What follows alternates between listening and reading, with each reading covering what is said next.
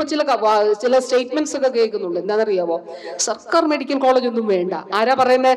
സ്വകാര്യ മെഡിക്കൽ കോളേജിൽ കുട്ടികളെ പഠിപ്പിക്കുന്ന, സ്വകാര്യ മെഡിക്കൽ കോളേജിൽ കുട്ടികളെ പഠിപ്പിക്കുന്ന ചിലരൊക്കെ വന്ന് പറയുകയാണ് സർക്കാർ മേഖലയിൽ മെഡിക്കൽ കോളേജ് വേണ്ട. എന്താണ്? ഇന്നാട്ടിലെ സാധാരണക്കാരുടെ മക്കൾക്ക് വലിയ ഫീസ് കൊടുക്കാതെ മെറിറ്റ് അടിസ്ഥാനത്തിൽ എല്ലാവിധ സൗകര്യങ്ങളോടും കൂടി നമ്മുടെ നാട്ടിലെ സർക്കാർ മെഡിക്കൽ കോളേജിൽ പഠിക്കണം. ഇതാണ് സർക്കാരിന്റെ കാഴ്ചപ്പാട്, അതാണ് സർക്കാരിന്റെ നയം. അതിനെന്ത് ചെയ്തു? കെട്ടിടം മാത്രം കെട്ടുകയല്ല ചെയ്തത്. ഇവിടെ പറഞ്ഞില്ലേ 385 പോസ്റ്റ്, ഇവിടെ CT സ്കാൻ ഉൾപ്പെടെയുള്ള സൗകര്യങ്ങൾ. കാസർഗോഡ് എത്ര പോസ്റ്റ് സൃഷ്ടിച്ചെന്നറിയാമോ? 283 പോസ്റ്റ്. അവിടെ ഒരു ജിയോ ഇറക്കിയപ്പോൾ ഒരു കാര്യം കൂടി വെച്ചിട്ടുണ്ട്, ഓരോ വർഷം കഴിയുന്നവർ. ഇപ്പൊ ഇവിടെ നമ്മൾ 4ാമത്തെ വർഷം ഫെബ്രുവരി 26-ാം തീയതി നമ്മുടെ കുഞ്ഞുങ്ങൾ ലാസ്റ്റ് ഇയറിലേക്ക് കടക്കാനായിട്ട് പോവുകയാണ്.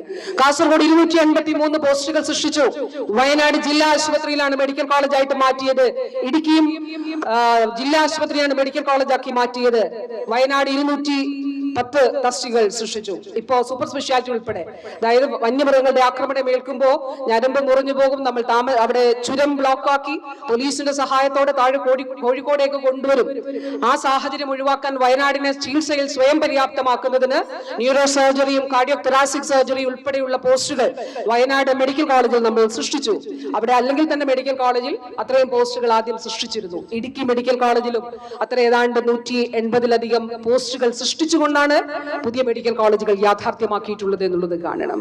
ഞാൻ പറഞ്ഞു നഴ്സിംഗ് കോളേജുകളുടെ സ്ഥിതി, ഫെലോഷിപ്പ് പ്രോഗ്രാമുകൾ നമ്മുടെ മെഡിക്കൽ കോളേജുകളിൽ. ഇപ്പൊ തിരുവനന്തപുരം നമ്മൾ നോക്കിയാൽ ഇന്റർവെൻഷണൽ ന്യൂറോളജി ICMR-ഉമായിട്ട് റിസർച്ച് സെന്റർ ആണ് നമ്മുടെ തിരുവനന്തപുരം ന്യൂറോളജി ഡിപ്പാർട്ട്മെന്റ്. ഒന്നാന്തരം കാത്ത് ലാബ്, അതുപോലെ മറ്റ് CT സ്കാൻ ഉൾപ്പെടെയുള്ള എല്ലാ സംവിധാനങ്ങളും ICMR-ഉമായിട്ട് ഇപ്പോ ഏറ്റവും രാജ്യത്തെ തന്നെ ഏറ്റവും മികച്ച നിലയിലുള്ള ഇന്റർവെൻഷണൽ ന്യൂറോളജി. എവിടെയാണ് അതിന്റെ സാമൂഹ്യ സാമ്പത്തിക പ്രസക്തി എന്ന് കൂടി പറയട്ടെ. നമുക്കറിയാം ഗോൾഡൻ അവേഴ്സിൽ പക്ഷാഘാതം വരുമ്പോ ഗോൾഡൻ അവേഴ്സിൽ നമ്മൾ ചികിത്സ എടുക്കണം. ഇനി അങ്ങനെ ആണ്, ആ സമയത്താണെങ്കിൽ പോലും നമുക്ക് ചില ആളുകൾക്ക് വലിയ രക്തധമനികളിൽ ബ്ലോക്ക് ഉണ്ടാകുമ്പോൾ മെക്കാനിക്കൽ ത്രോംബക്ടമി ഉൾപ്പെടെ ചെയ്യേണ്ട സാഹചര്യങ്ങളിൽ നമ്മൾ കാർഡിയോളജിയിൽ എന്നതുപോലെ തന്നെ വന്ന് ഇത്ര മിനിറ്റ്സിനുള്ളിൽ എന്നുള്ളതാണ് നമ്മൾ കണക്കാക്കുക. അന്ന് അതിന് നേതൃത്വം നൽകിയത് വിശ്വനാഥൻ ഡോക്ടറൊക്കെ ആയിരുന്നു. നമ്മുടെ ട്രയാഡ് സംവിധാനം, അതായത് പോർച്ചിലേക്ക് വണ്ടി വന്ന് നിൽക്കുന്ന സമയം മുതൽ അവിടെ നിന്ന് നീഡിലേക്ക് അല്ലെങ്കിൽ അവിടെ നിന്ന് കാത്ത് ലാബിലേക്ക് എത്ര സമയം നമ്മൾ എടുക്കുന്നു, ആഗോള സ്റ്റാൻഡേർഡ് ടൈം എത്രയാണ്, അങ്ങനെ കാൽക്കുലേറ്റ് ചെയ്തുകൊണ്ടാണ് നമ്മൾ ഇത് സാധ്യമാക്കിയിട്ടുള്ളത്. അതെല്ലാ മെഡിക്കൽ കോളേജുകളിലും അങ്ങനെ ആക്കണം എന്നുള്ളതാണ് കണ്ടിട്ടുള്ളത്. ഏറ്റവും അധികം PG കോഴ്സുകൾ അനുവദിക്കപ്പെട്ടിട്ടുള്ളത് ഈ കാലഘട്ടത്തിലാണ്. ഇനി നമ്മുടെ ലക്ഷ്യം എന്താണ്? കോന്നി മെഡിക്കൽ കോളേജിൽ നമുക്ക് PGക്ക് വേണ്ടിയിട്ടുള്ള ശ്രമങ്ങൾ നമ്മൾ നടത്തുകയാണ്. വൈകാതെ നമുക്ക് PGക്ക് വേണ്ടിയിട്ടുള്ള അനുമതി ലഭിക്കും എന്നുള്ളതാണ് പ്രതീക്ഷിക്കുന്നത്. DMA നമുക്ക് അതുകൂടി നമുക്ക് സാധ്യമാക്കേണ്ടതായിട്ട് ഉണ്ട്. ഞാൻ ദീർഘമായി ഒരുപാട് കാര്യങ്ങൾ സംസാരിക്കുന്നതിനുണ്ട്, ഞാൻ അതിലേക്ക് പോകുന്നില്ല. കേരളത്തിന്റെ ആരോഗ്യ മേഖലയിൽ ഉണ്ടായിട്ടുള്ള മാറ്റങ്ങൾ നമ്മളൊന്ന് നോക്കിയാൽ, പത്തനംതിട്ട ജില്ല, ബഹുമാനപ്പെട്ട MLA ഇവിടെ പറഞ്ഞല്ലോ, പത്തനംതിട്ട ജില്ലയിലെ ഓരോ ആശുപത്രിയും നമുക്കൊന്ന് എടുത്തു നോക്കാം.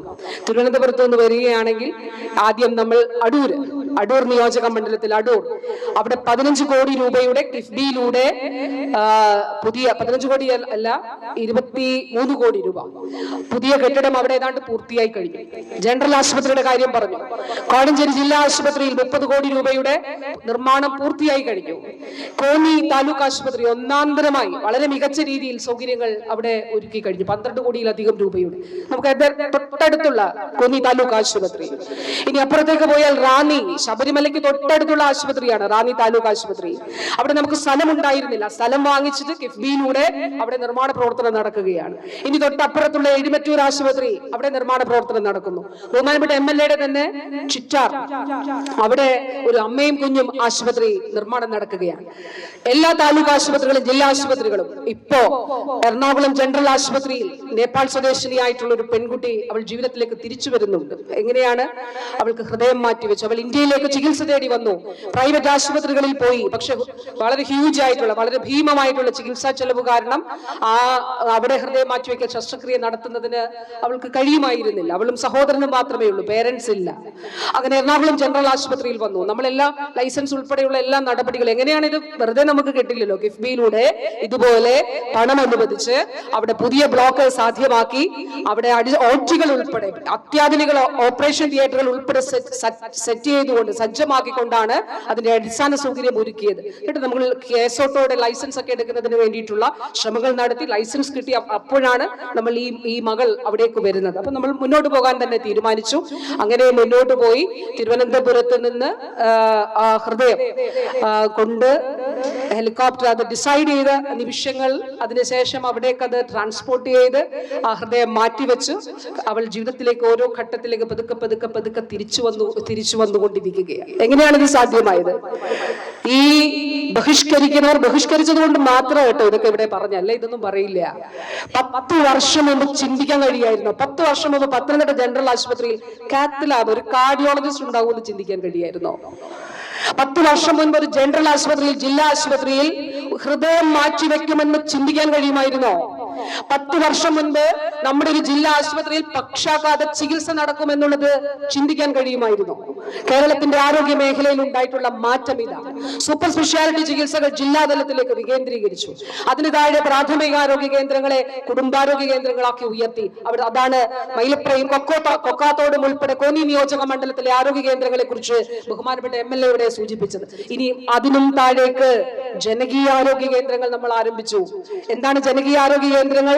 3-4 വാർഡുകൾ കൂടുന്നിടത്ത്, 5000 മുതൽ 10000 വരെ ജനസംഖ്യയുള്ളിടത്ത് ഒരു ജനകീയ ആരോഗ്യ കേന്ദ്രം. പണ്ട് സബ് സെന്റേഴ്സ് ഉണ്ടായിരുന്നു, അടഞ്ഞുകിടക്കും. മാസത്തിലൊരിക്കൽ ഒരു ആരോഗ്യ പ്രവർത്തകയോ ആരോഗ്യ പ്രവർത്തകനോ വന്ന് തുറക്കും. അവിടെ നമ്മൾ ജനകീയ ആരോഗ്യ കേന്ദ്രങ്ങളാക്കി മാറ്റി. 3 ആരോഗ്യ പ്രവർത്തകരെ ആശമാർ കൂടാതെ എസെൻഷ്യലി അവിടേക്ക് നിയോഗിച്ചു. ആരൊക്കെയാണ്? Multi level service provider, JPHN, JHI, പിന്നെ ആ 3 വാർഡുകളിലെ 4 വാർഡുകളിലെ ആശമാരും. എന്താണ് അവരുടെ ലക്ഷ്യം? അവരുടെ ഉത്തരവാദിത്വം എന്താണ്? ഞാൻ ഒരു ഉദാഹരണം പറയാം. ചൊവ്വാഴ്ചകളിൽ സ്ത്രീ ക്ലിനിക്ക് നടക്കുകയാണ് ഇവിടെ. എന്താണ് സ്ത്രീ ക്ലിനിക്? എല്ലാ സ്ത്രീകൾക്കും ആർക്കും കടന്നു ചെല്ലാം. പ്രമേഹം, രക്തസമ്മർദ്ദം, വിളർച്ച, ഇതൊക്കെ പരിശോധിക്കാം. നമുക്കവിടെ ക്ലബ്ബുകളുണ്ട്, വ്യായാമത്തിന് വേണ്ടിയിട്ടുള്ള ക്ലബ്ബുകളുണ്ട്, വെൽനെസ്സിന് ലക്ഷ്യം വെച്ചുകൊണ്ട് ഡയബറ്റിക് ക്ലിനിക്കുകളുണ്ട്, അവിടെ ഡയബറ്റിക് ക്ലബ്ബ് ഉണ്ട്, ഹൈപ്പർ ടെൻഷൻ ക്ലബ്ബുകളുണ്ട്. അപ്പൊ പൊതുജനാരോഗ്യ മേഖലയിൽ ഈ മാറ്റം ഉണ്ടായിട്ടുണ്ട്. ഇതിന്റെയൊക്കെ ഫലമായിട്ടാണ്. അതോടൊപ്പം നമ്മുടെ ഇന്റർവെൻഷൻസ് കെയർ, അപൂർവ രോഗങ്ങളുള്ള കുഞ്ഞുങ്ങൾക്ക് വേണ്ടിയിട്ടുള്ള സൗജന്യ ചികിത്സാ പദ്ധതിയാണ്. കേരളമാണ് ഇത് ചെയ്യുന്നത്, മറ്റൊരു സംസ്ഥാനവും ചെയ്യുന്നില്ല. ഹൃദയം 9000-ലധികം കുഞ്ഞുങ്ങൾ ഹൃദയത്തിലൂടെ സൗജന്യമായിട്ടുള്ള കാർഡിയോളജിക്കൽ ഇന്റർവെൻഷൻസ് നടത്തുകയുണ്ടായി. എന്താണ് അങ്ങനെയുള്ള ചിട്ടയായ പ്രവർത്തനങ്ങളുടെ ഫലമായി അട്ടപ്പാടിയിൽ നമ്മൾ ഒരു ഇന്റർവെൻഷൻ നടത്തി, പെൻഡ്രികക്കൂട്ട എന്നുള്ളതാണ്. ഒരു ദിവസം ആദ്യ തിങ്കളാഴ്ച ദിവസം ആശ പോകും, ചൊവ്വാഴ്ച ദിവസം അംഗൻവാടി പ്രവർത്തക പോകും, 3-ാമത്തെ ദിവസം SC പ്രൊമോട്ടേഴ്സ് പോകും, 4-ാമത്തെ ദിവസം വ്യാഴാഴ്ച കുടുംബശ്രീ പ്രവർത്തകർ പോകും, വെള്ളിയാഴ്ച പാലക്കാട് സബ് കളക്ടർ വന്ന അട്ടപ്പാടിയിൽ കൺവർജൻസ് മീറ്റിംഗ് നടത്തും. എന്താണ് ഫലമെന്നറിയാമോ? 28.3 ആയിരുന്ന ഇൻഫന്റ് മോർട്ടാലിറ്റി അട്ടപ്പാടിയിൽ 6.8 ആയിട്ട് കുറഞ്ഞു. കേരളത്തിൽ ശിശുമരണ നിരക്ക് ഏറ്റവും ഒടുവിൽ വന്ന സർവേ വ്യക്തമാക്കുന്നു. അമേരിക്കൻ ഐക്യനാടുകളുടെ ഇൻഫന്റ് മോർട്ടാലിറ്റി 5.6 ആണെങ്കിൽ കേരളത്തിൻ്റെത് 5 ആണ് എന്നുള്ളത് ഏറ്റവും ഒടുവിലത്തെ സർവേ വ്യക്തമാക്കുന്നു. പ്രിയപ്പെട്ടവരെ, ഇതാണ് കേരളത്തിലെ ആരോഗ്യ മേഖലയിൽ വന്നിട്ടുള്ള മാറ്റം. എല്ലാ മേഖലകളിലും ഉണ്ട്. ഞാൻ ആരോഗ്യ മേഖലയെ കുറിച്ച് ചെറിയ ചില കാര്യങ്ങൾ വളരെ ചുരുക്കം വാക്കുകളിൽ സൂചിപ്പിച്ചു എന്നുള്ളത് മാത്രമേ ഉള്ളൂ. വാക്കുകൾ ദീർഘിപ്പിക്കുന്നില്ല. ജനങ്ങൾക്ക് വേണ്ടിയിട്ടാണ് ഇത് ചെയ്യുന്നത്. ജനങ്ങൾക്ക് വേണ്ടിയിട്ടാണ് ഇത് ചെയ്യുന്നത്. ജനങ്ങളുടേതാണ് സർക്കാർ ആശുപത്രികൾ. ഒരു കാര്യം കൂടി പറയട്ടെ, നിങ്ങൾ ഇങ്ങനെയൊക്കെ ചെയ്തല്ലോ, എന്താണ് ഇതുകൊണ്ട്? അല്ലാതെ കേരളത്തിലുള്ള ചികിത്സാ ചെലവിൽ എന്തെങ്കിലും മാറ്റം ഉണ്ടായോ? ഉണ്ടായി. നാഷണൽ സ്റ്റാറ്റിസ്റ്റിക്കൽ സർവേ ഓഫീസിന്റെ സർവേയാണ് ഇതിന്റെ ആധികാരിക രേഖ. 75th സർവേ പുറത്ത് വന്ന് 79th സർവേ വന്നത് 2024-ലാണ്. 79th നാഷണൽ സ്റ്റാറ്റിസ്റ്റിക്കൽ സർവേ ഓഫീസിന്റെ NSSO ഡേറ്റ നിങ്ങൾക്കെല്ലാം ഗൂഗിൾ ചെയ്ത് നോക്കാം. അതിൽ 75, 79 ഒന്ന് എടുത്ത് നോക്കണം. ആ ഒരു ഇടവേളകളിൽ ചെയ്തിട്ടുള്ള സർവേയാണ്. ഏറ്റവും ഒടുവിൽ വന്നത് 79th ഡേറ്റയാണ്. അത് 2024 പബ്ലിഷ് ചെയ്തു. അതിൽ പറയുന്നു, കേരളത്തിൽ ഗ്രാമീണ മേഖലയിൽ 23,000 ആയിരുന്നു ഒരു കുടുംബത്തിനുള്ള ആരോഗ്യ മേഖലയിൽ ചിലവാക്കുന്ന തുകയെങ്കിൽ ആ 23,000 എന്നുള്ളത് 13,000 കുറഞ്ഞിരിക്കുന്നു. അതോടൊപ്പം നഗരമേഖലയിൽ 17,000 ആയിരുന്നു എങ്കിൽ അത് 9,000 കുറഞ്ഞിരിക്കുന്നു. ഇതാണ് നമ്മൾ നടത്തുന്ന കാർഡിയോളജിസ്റ്റ് കാത്ത് ലാബ് സർക്കാർ സംവിധാനങ്ങളിൽ ഒരുക്കുന്നതിലൂടെ, സൂപ്പർ സ്പെഷ്യാലിറ്റി ചികിത്സ സർക്കാർ സംവിധാനത്തിൽ ഒരുക്കുന്നതിലൂടെ, ചികിത്സ വികേന്ദ്രീകരിക്കുന്നതിലൂടെ, ലാബ് നെറ്റ്വർക്കുകൾ സാധ്യമാക്കുന്നതിലൂടെ കേരളത്തിൽ സർക്കാർ ആരോഗ്യ മേഖലയിൽ ഉണ്ടായ മാറ്റം ഇതാണ് എന്നുള്ളത് മാത്രം പറഞ്ഞുകൊണ്ട് എല്ലാവരുടെയും അനുവാദത്തോടെ നമ്മുടെ ഇവിടെ നിർമ്മാണം പൂർത്തിയായിട്ടുള്ള നമ്മുടെ പദ്ധതികൾ ടൈപ്പ് D ടൈപ്പ് ബി ക്വാർട്ടേഴ്സുകൾ, അതോടൊപ്പം തന്നെ ICICI ബാങ്ക് അവർ നമുക്കൊരു CSR ഫണ്ട് ഉപയോഗിച്ചുകൊണ്ട് മെഡിക്കൽ ICU അത് സജ്ജമാക്കി തന്നിട്ടുണ്ട്. 22,80,00,000 രൂപയുടെ 4,827 ചതുരശ്ര മീറ്റർ വിസ്തൃതിയിലുള്ള academic phase 2 and administrative block, അതുപോലെ ഡീൻ വില്ല തുടങ്ങിയ എല്ലാ കാര്യങ്ങളും എല്ലാവരുടെ അനുവാദത്തോടെ ഔപചാരികമായി ഉദ്ഘാടനം ചെയ്യുന്നതായി അറിയിച്ചുകൊള്ളുന്നു. നന്ദി, നമസ്കാരം. പ്രത്യേകമായി ബഹുമാനപ്പെട്ട MLA-യോട് അദ്ദേഹത്തിന്റെ നിരന്തരമായിട്ടുള്ള ഇടപെടൽ, ഞങ്ങൾ മീറ്റിങ്ങുകൾ എടുക്കുകയും അതുപോലെ തിരുവനന്തപുരത്ത് വരും, അദ്ദേഹം എല്ലാ ദിവസവും ഇവിടെ വരുമെന്ന് എനിക്ക് തോന്നുന്നു.